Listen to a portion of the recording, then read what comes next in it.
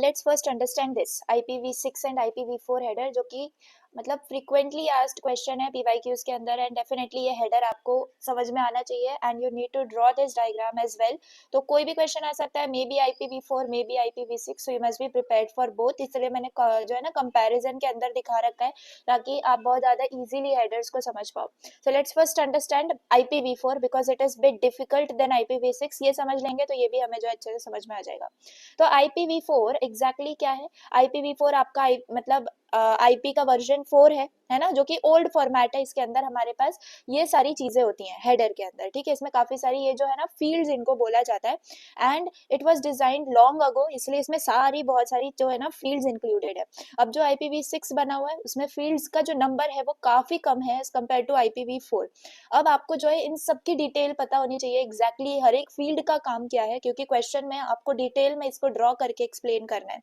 तो सबसे पहली बात आपका यहाँ पे आ जाता है वर्जन, ठीक है। अब वर्जन यहाँ पर भी है एंड यहाँ पर भी है, ठीक है। ये वाली जो पिक्चर है आपको गूगल पे मिल जाएगी, एंड गूगल पर बहुत ज्यादा अच्छी ये इमेज मुझे मिली, क्योंकि यहाँ पर लेजेंड में हमें दिखा रखा है कि कौन सी जो चीजें हैं वो IPv4 से IPv6 में रखी है, उनका कलर ग्रीन है। तो यहाँ पर जो ग्रीन और यहाँ पर जो ग्रीन, मतलब वो दोनों भी चीजें सेम है इन बोथ द हेडर्स, ठीक है। तो अब ये जो वर्जन है ये दोनों में सेम है, एंड इनका जो साइज है ना वो आप लिख के ले लो, 4 बिट्स का इनका साइज है।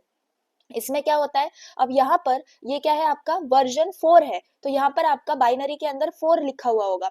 यहाँ पर ये वर्जन 6 है, तो बाइनरी के अंदर आपका वर्जन 6 लिखा हुआ होगा। तो इससे पता चलेगा एग्जैक्टली ये हेडर जो है वो कौन से वर्जन का है। ये तो समझ में आ गया, ओके। अब यहाँ पर ये है IHL, ये जो है फील्ड आपकी IPv4 के अंदर नहीं है, तो जो भी रेड में है IPv4 के अंदर, यहाँ पे वो IPv6 के अंदर जो है रिमूव कर दिए गए हैं। तो देखो ये जो IHL है, ये IHL भी आपका 4 बिट्स का है, और इसका जो फुल फॉर्म है वो है इंटरनेट हेडर लेंथ, ठीक है। इंटरनेट हेडर लेंथ ये क्या है, आपके पूरे के पूरे हेडर की लेंथ बता रहा है, क्योंकि आपका जो IPv4 है इसके हेडर की साइज वेरी करती है ना। और कितने साइज में वेरी करती है, तो मिनिमम 20 बाइट्स हो सकती हैं और मैक्सिमम 60 बाइट्स हो सकती हैं, ठीक है। तो यहाँ पर ये हेडर की लेंथ आपको इंडिकेट कर रहा है। उसके बाद you have type of service, तो ये जो टाइप ऑफ सर्विस है ये आपकी 8 बिट्स ले रहा होता है, एंड इसमें आपको पता चलता है कि आपके पैकेट की प्रायोरिटी क्या है, ठीक है। तो जैसे कि अर्जेंट हो सकता है कि इसको अर्जेंटली हमें एग्जीक्यूट कराना है, या फिर आपकी नॉर्मल वाली प्रायोरिटी भी हो सकती है, तो यहाँ पर टाइप ऑफ सर्विस आप बताते हो। उसके बाद यू हैव टोटल लेंथ, ये जो टोटल लेंथ है ये होता है 16 बिट्स का, क्लियर। इसके अंदर आपके पूरे के पूरे पैकेट साइज की जो है ना, मतलब पूरा जो पैकेट का साइज है वो होता है हेडर प्लस डेटा, तो फुल पैकेट साइज आपका यहाँ पर इंक्लूडेड होता है, इसीलिए इसकी जो लेंथ है वो सबसे ज्यादा है। आई होप ये चारों को आपको याद हो गया होगा इनका क्या मतलब है। इनको प्लीज आप इसी लेक्चर में याद भी कर लोगे तो बहुत बड़ी बात होगी, क्योंकि PYQ ये आपके हर एक, आप देखोगे ना जाके आपको क्वेश्चन आता ही है, तो बहुत ज्यादा इजीली याद रखो। वर्जन, IHL यानी कि इंटरनेट हेडर लेंथ, जिसमें आपके हेडर की लेंथ होती है। टाइप ऑफ सर्विस मतलब जो पैकेट की प्रायोरिटी क्या है, अर्जेंट है, नॉर्मल है। टोटल लेंथ यानी कि आपके पैकेट की फुल साइज या फुल लेंथ आप बोल सकते हो, लेकिन हाँ इन सब फील्ड्स की भी आपको साइज याद रखनी है, 4, 4, 8 और 16, ठीक है। समझ में आ गई बात। Now let's move on to next. यहाँ पर ये है आइडेंटिफिकेशन। आइडेंटिफिकेशन आपके 16 बिट्स का होता है, ठीक है। ये आप अच्छे से याद रख सकते हो। ये जो टोटल है ये टोटल कितने बिट्स का हो गया, फिर 32 बिट्स का हो गया, तो सेंटर से जा रहा है मतलब 16 बिट्स का है। इसमें क्या आती है, आपकी पैकेट आईडी आती है, ठीक है। फ्रेगमेंटेशन करने के लिए पैकेट की आईडी पता होनी चाहिए, तो आइडेंटिफिकेशन के अंदर आपकी पैकेट आईडी होती है ताकि आगे फ्रेगमेंटेशन हो पाए। फिर आपके पास है यहाँ पर फ्लैग्स। फ्लैग्स जो है ये 3 बिट्स के होता है, ठीक है। ये जो फील्ड है ये 3 बिट्स की होती है। फ्लैग्स के अंदर क्या होता है, यहाँ पर आपका कंट्रोल बताया जाता है फ्रेगमेंटेशन के लिए कि क्या फ्रेगमेंट करने की जरूरत है या फिर फ्रेगमेंट्स करना चाहिए, ठीक है। Then fragment offset. Fragment offset आपका होता है 13 बिट्स का, क्लियर है। फ्रेगमेंट ऑफसेट में क्या होता है, पोजीशन बताई जाती है फ्रेगमेंट की आपके ओरिजिनल पैकेट के अंदर, क्लियर है। तो ये भी आपको याद हो गया होगा, ये पूरा का पूरा आपका किससे रिलेटेड है, फ्रेगमेंटेशन से रिलेटेड है। आइडेंटिफिकेशन में पैकेट आईडी पता चलती है फ्रेगमेंटेशन करने। फ्लैग्स के अंदर ये क्या कंट्रोल करता है, फ्रेगमेंटेशन को कंट्रोल करता है कि फ्रेगमेंट करना चाहिए या नहीं करना चाहिए। फ्रेगमेंट ऑफसेट जो है ये क्या बताता है, पोजीशन बताता है आपके फ्रेगमेंट की ओरिजिनल पैकेट के अंदर, ठीक है।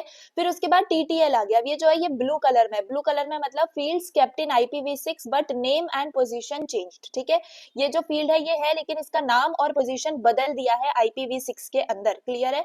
तो ये जो टीटीएल है, टीटीएल यानी टाइम टू लिव, ओके, ये है 8 बिट्स का आपके पास। टाइम टू लिव यानी कि कितने राउटर्स जो है ये क्रॉस करेगा बिफोर डाइंग, ठीक है। कितने राउटर्स ये जो है ना पैकेट, मतलब आप ऐसे समझ लो बीच में काफी सारे राउटर्स होते हैं, तो कितने राउटर्स ये पास करेगा बिफोर डाइंग, क्लियर। प्रोटोकॉल है आपके पास, प्रोटोकॉल भी आपका 8 बिट्स का होता है। और प्रोटोकॉल यानी कि एग्जैक्टली कौन सा प्रोटोकॉल आपने इनसाइड यूज कर रखा है, टीसीपी है, यूडीपी है, क्या है। अगर टीसीपी होता है तो यहाँ पर जो है देखो मैं यहाँ पे लिख देती हूँ, टीसीपी अगर है तो आपके पास क्या आता है, नंबर यहाँ पे 6 आता है। और अगर यूडीपी है तो यहाँ पर आपका 17 नंबर आता है। ऐसे अगर डिफरेंट प्रोटोकॉल्स है उनके लिए अकॉर्डिंगली उनका नंबर यहाँ पर बताया जाता है, जिससे पता चलता है एग्जैक्टली कौन सा प्रोटोकॉल यूज हुआ है। देन आपके पास आता है हेडर चेकसम। अगेन ये जो है यहाँ पर IPv6 के अंदर नहीं है। हेडर प्रोटोकॉल के सॉरी हेडर चेकसम के अंदर क्या होता है, ये अगेन आपका 16 बिट्स का है। एंड इसके अंदर एरर चेकिंग हो रही होती है आपके हेडर की, ठीक है। कोई भी एरर है तो उसका चेक आपका हेडर चेकसम के अंदर हो रहा होता है। बाकी ये सोर्स और डेस्टिनेशन एड्रेस जो ये तो सेम ही है IPv4 और IPv6 में।